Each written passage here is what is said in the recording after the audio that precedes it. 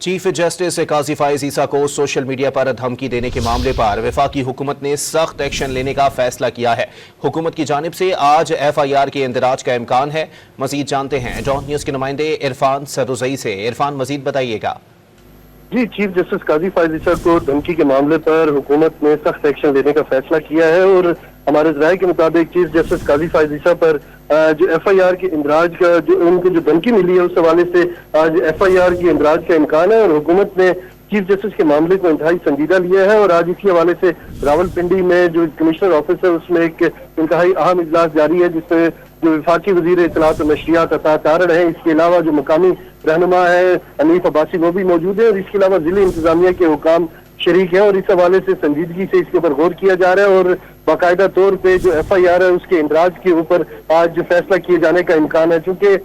جو TLP کا جلسہ تھا اس میں جو TLP کے عہدیدار ہیں انہوں نے قاضی فائز عیسیٰ جو چیف جسٹس آف پاکستان ہے انہیں دھمکی دی اور اس دھمکی کو حکومت پاکستان نے سنجیدہ لیتے ہوئے اس کے اوپر ایکشن لینے کا فیصلہ کیا ہے۔ جی